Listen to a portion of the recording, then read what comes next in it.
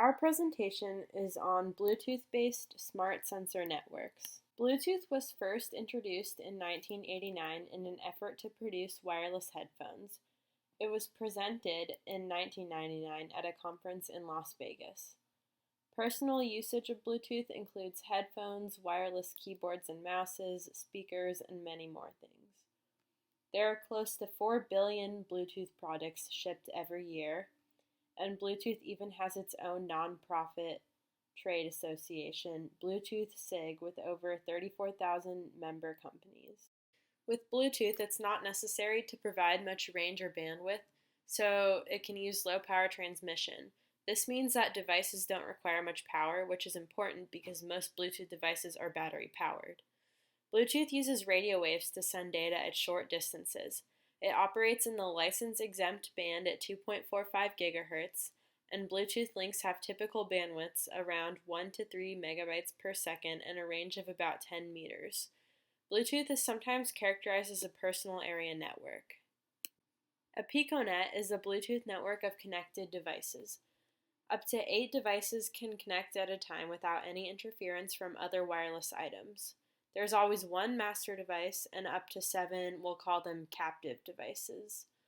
All communication is between a captive and a master. Captives don't communicate with each other.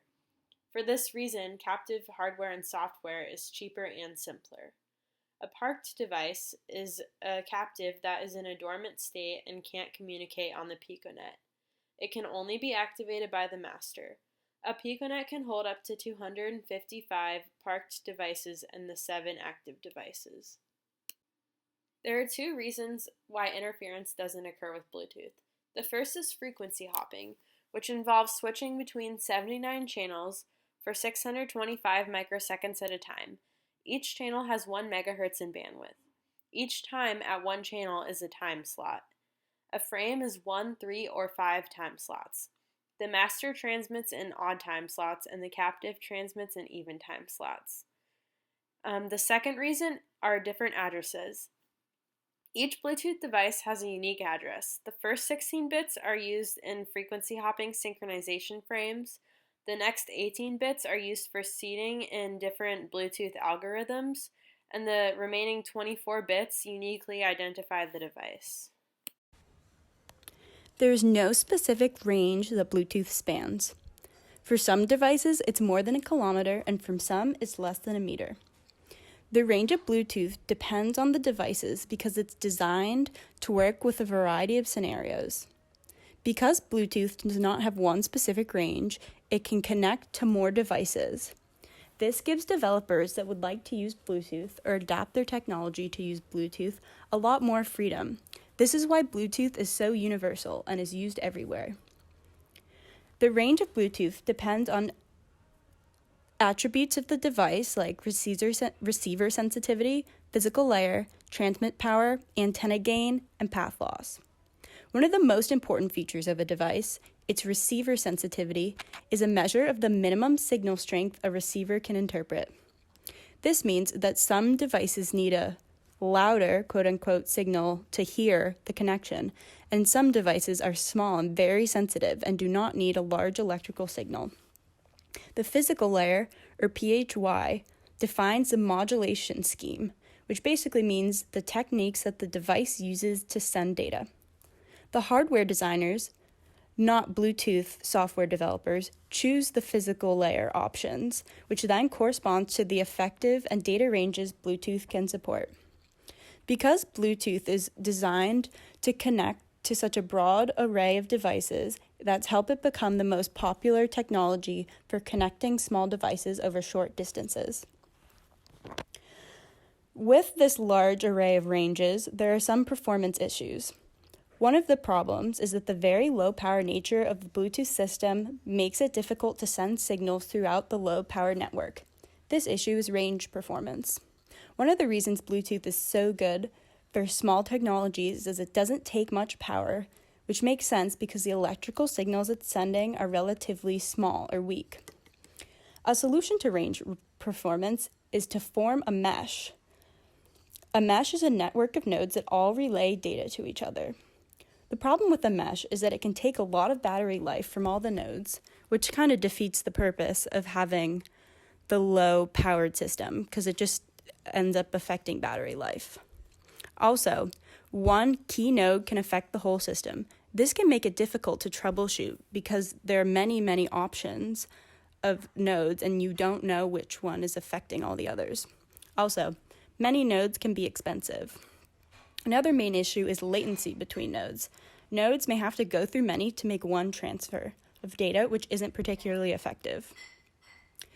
Examples of places that this mesh works really well is in an isolated sensor network.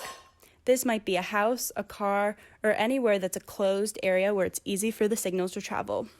Places a mesh may not work well include a dorm, a big office, because many people together create a congested bandwidth interference problems, which leads to bad reliability, or also a mobile network, which will affect the receiver sensitivity. This might be buses or trains connecting to each other. Now we're going to move into the application of these Bluetooth-based smart sensor networks. The first application that we're going to see is the military application. And as you can see in this diagram, it's the base nodes, the captive nodes to say, are the soldiers. And the soldiers and their kids, they'll have a Bluetooth-based smart sensor that'll communicate their location, health, ammunition levels, and just general communication among their squad. As you can see, each of the sensors are interactively communicated with each other or connected. And then the captive nodes, they'll pass on their information to a more greater node, which is usually going to be some sort of vehicle, such as a tank or an armored car, and then they're going to pass that information off to a satellite or a drone that'll be able to relay that to ground base and the commanders elsewhere. Back in the day, to communicate with home base, they'd usually have a radio man, somebody who would literally have a huge radio on his back that would weigh about 20 to 40 pounds, where somebody would have to take out a phone and actually call into base. These were very cumbersome, not very effective, and made them huge targets for the enemy. Now we're going to move into how Bluetooth-based smart sensor networks are related to the health field. So in the health field, they'll have devices such as an armband, a watch, or even a chest strap that'll go around their chest or some part of their body that'll take in different vital signs for the user. And the user's vital signs that they'll take in are usually like oxygen saturation, hearing, vision levels, different position, sweat levels, calories burned, heart rate, blood pressure, and so on and so forth. And usually these nodes will be connected to some sort of smartphone or router within the room. Now moving on, we're going to talk about the commercial application of this Bluetooth technology. First off, Bluetooth has significantly evolved since its creation in 1989, but now since more of the mid-2000s, there have been hands-free headsets where people would be able to connect a headset to their phone and just walk around and talk without having to worry about any wires connecting to their phone or anything else. So in this instance, as you can probably imagine, the captive node would be the headphones, AirPods, speaker, whatever, and generally the master node would be the phone or smartphone in general. There are many different algorithms that attempt to improve the usefulness of Bluetooth devices and Bluetooth Piconets, but most tend to fit into these two categories: energy-conserving algorithms and bandwidth allocation algorithms. Energy-conserving algorithms are especially important in Bluetooth devices because they tend to be battery-operated, and reduced energy consumption can greatly improve the battery life of any connected device on the network. There are many different ways to reduce energy consumption, but the most common algorithms tend to work by reducing the total distance the data has to travel through the network, or by decreasing the frequency at which Bluetooth devices send or receive signals. Bandwidth allocation algorithms are useful in Piconets, in which multiple devices are communicating simultaneously and there can be a large amount of strain on the network. Because Bluetooth devices can only communicate with one other device at a time, it is possible to improve bandwidth by reducing the total number of nodes that the data has to travel through, or by routing data around routes that have high traffic. On the following slide, we will look at specific implementations of these algorithms and how they achieve these goals of reducing energy usage and increasing bandwidth.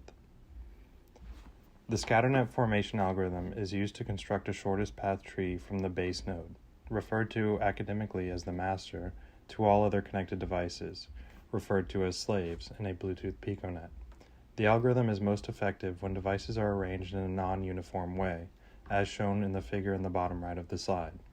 By using this shortest path tree, the algorithm is able to determine the shortest route that data has to travel through the network. This helps improve bandwidth by sending data through the most efficient path. Energy consumption can also be reduced because fewer nodes are required to send and receive signals, thereby reducing the total energy usage. The BlueTag algorithm is an algorithm used to quickly connect Bluetooth devices. As a device can only be in one of two states, inquiry and inquiry scan, this algorithm helps reduce the total amount of time needed to connect devices and thereby reduces energy consumption on each device connected to the network. It works by having each node switch between the two states of inquiry and inquiry scan at static time intervals. Different nodes will switch between states at different time intervals, allowing for separate devices to meet at certain frequencies and then connect.